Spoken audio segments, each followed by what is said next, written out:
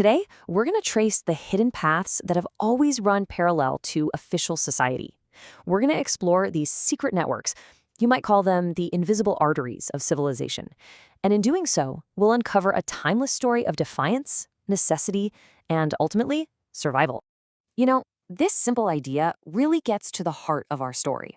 This isn't just about crime. It's about a fundamental human drive to connect, to trade, and to survive, especially when some authority is standing in the way. It's a story that's truly as old as civilization itself.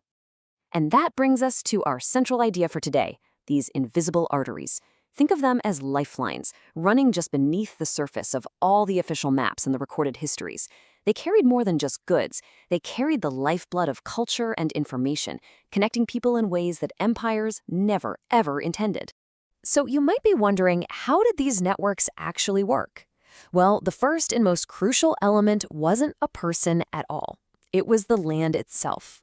The smuggler's greatest ally has always been geography. Let's take a look at how this played out across the world. Okay, imagine the vast, shifting sands of North Africa. To an outsider, it's just a deadly, featureless void, right? But to the nomadic tribes who live there, it was a highway. They used their deep, intimate knowledge of hidden water sources and seasonal winds to move caravans of gold, spices, and intelligence, leaving behind nothing but footprints that the wind would erase within hours. And you see the exact same principle at work in the dense, suffocating jungles of the colonial Americas. Here, indigenous guides used a network of hidden trails, completely invisible to imperial patrols, to move silver from the mines and get around those crippling taxes. The jungle wasn't an obstacle for them, it was a shield.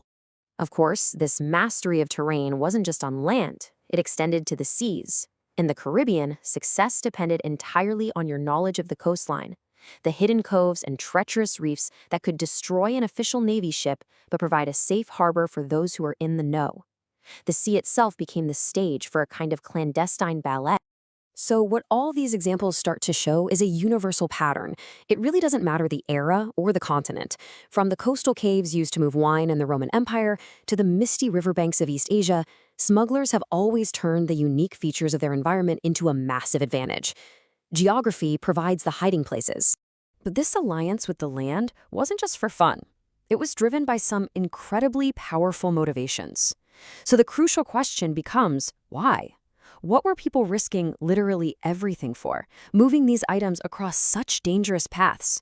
The answer tells us a whole lot about what people truly value. The range of contraband is so telling.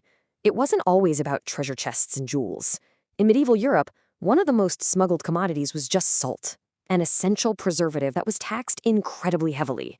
It was a matter of survival, but often traveling right alongside these essential goods were whispers of news and forbidden ideas, cargo that weighed nothing at all, but could change everything. These routes also carried taxed silver, luxurious silks, and maybe most powerfully, knowledge that challenged authority. And this contrast shows us that there were really two parallel systems. You had official trade, which is visible, it's controlled, and it's designed to serve the state through taxes.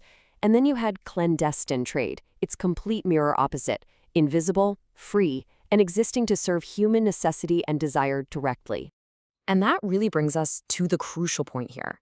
This wasn't just about breaking rules to make a quick profit.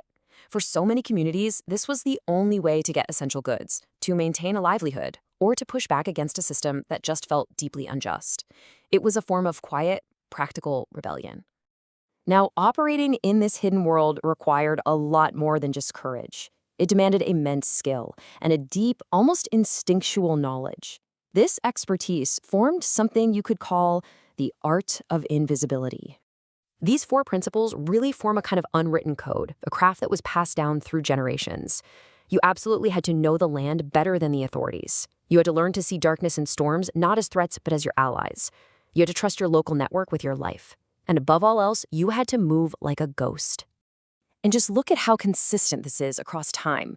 I mean, the technology changes, empires rise and fall, but these core skills, they stay the same.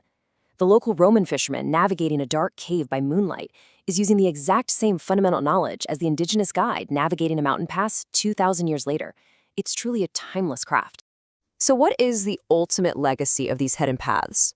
Sure, they shaped economies and they defied empires, but their true impact runs so much deeper. It's become a permanent part of the human story. When we look back, it's really easy to just focus on the cargo, the salt, the silver, the silk. But were these routes only about moving physical things? The answer to that is a definitive no. These invisible arteries carried so much more than contraband. They carried stories, languages, new technologies, and beliefs. They were conduits for cultural exchange, connecting people on a deeply human level, far, far away from the gaze of kings and emperors. And the echoes of these paths are still with us today. Many ancient smuggling trails are now just hiking paths or even paved roads, their original purpose totally forgotten but still embedded right there in the landscape. And those core motivations, that tension between human ingenuity and official restriction, are just as relevant today as they were 1,000 years ago. Ultimately, the secret history of smuggling routes isn't just a collection of criminal tales. It's a profound story about who we are. It reveals our incredible ability to adapt, our relentless drive to connect with each other, and the complex, often contradictory nature of civilization itself. It's a reminder that for every official history that gets written, there is always another one, written in the invisible ink of a hidden path.